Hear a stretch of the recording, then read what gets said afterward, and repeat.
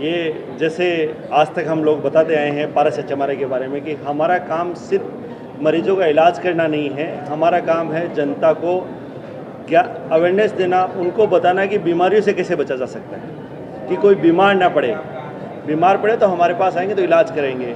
ये जो पैनलिस्ट बैठे हैं, इन लोगों की सबकी ये सोच है, मेरी तो नहीं है। इन लोगों ने बोला क्यों नहीं हम जनता से संवाद करते हैं, सर्दी का समय आ रहा है तो सर्दी के समय में ज़्यादा बीमारियां बढ़ती है, स्पेशली स्ट्रोक की है, चाहे लंग्स की है, चाहे इंटरनल मेडिसिन की है, हार्ट की है, तो उनके बारे में जनता से संवाद करते हैं। आप लोगों का सहयोग लेते हैं, ज़्यादा से ज़्यादा लोगों को ये बात पहुंचाते हैं कि कैसे बचा जा सके। सर, पारस में क्या इस तरह का कार्यक्रम प्रत्येक साल होते ही रहता है? आप साल तो ज़्यादा बोल रहे हैं, मैं ये कह रहा हूँ कि हम लोग अभी पारस के अंदर अवेयरनेस के बारे में हर मंथ कुछ न कुछ नया प्रोग्राम करते हैं।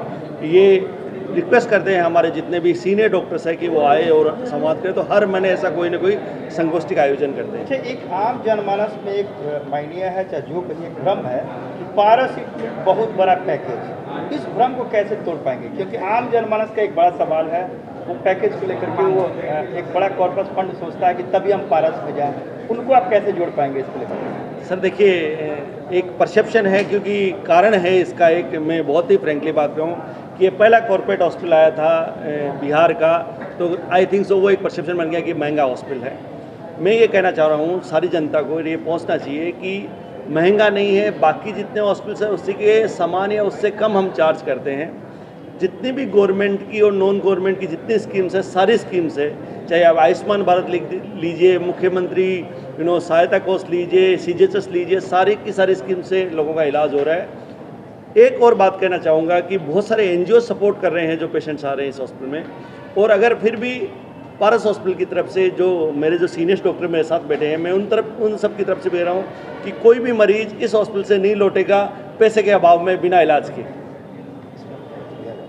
इसलिए मेरे को विटामिन D, B12 का कमी हो रहा है, इसके बारे में थोड़ा बताइए सर। ये विटामिन B12 और विटामिन D3 जो है, ये विटामिन D जो है ये क्या है और कैसे कम हो रहे हैं लोगों में, या कम हो रहे हैं, या मिथ है या ठीक बात है, और इसको कैसे हम लोग ठीक से प्रॉपर मेंटेन रखें अपने शरीर के अंदर इन दोनों हार्मोन्स को? हाँ, ये अक्सर लोग सेल्फ टेस्टिंग भी कराते हैं और लेके आते हैं हम लोग के पास कि अब मेरा विटामिन D कम हो गया, विटामिन B12 कम हो गया। ये वो क्वाइट कॉमन है, बात सही भी है, डिफिशिएंसी तो होता ही है।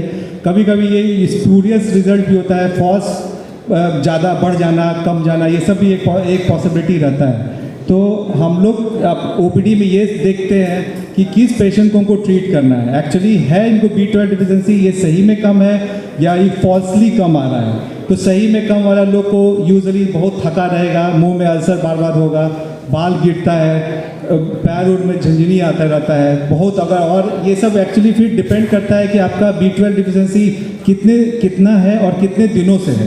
बहुत लॉन्ग स्टैंडिंग है, पता नहीं चला, ट्रीटमेंट हुआ नहीं, सिम्टम्स था लेकिन मिले नहीं, तो आगे चल के चलने फिरने, डिप्रेशन, कॉग्निटिव डिक्लाइन में समझने होने का शक्ति, सब पे असर पड़ने लगता है। तो उस केस में मिलना चाहिए, और जब मिलने से हम लोग का रोल होना चाहिए कि रियली में पहले है कम कि नहीं, तो उसके लिए टेस्ट होता है। कभी कभी फॉल्स सिम्टम्स दिख रहा है लेकिन B12 नॉर्मल है, तो उसको कैसे पकड़ा जाए? तो होता क्या है कि कभी कभी आप उस विटामिन सप्लीमेंट्स लेते रहते हैं तो फॉल्सली आपका एलिवेट कर देता है, बढ़ा देता है। सिम्टम्स क्लियर कट लग रहा है कि आ रहा है, लेकिन आपको B12 का जो टेस्ट है वो नॉर्मल आ रहा है। पारस के सपना सजब हो, स्वास्थ्य जांच कराव। पारस के सपना सजब हो, स्वास्थ्य जांच कराव। जांच कराव औरों को जगाव, जांच कराव औरों को जगाव। घर घर अलख जगाव हो, स्वास्थ्य जांच कराव।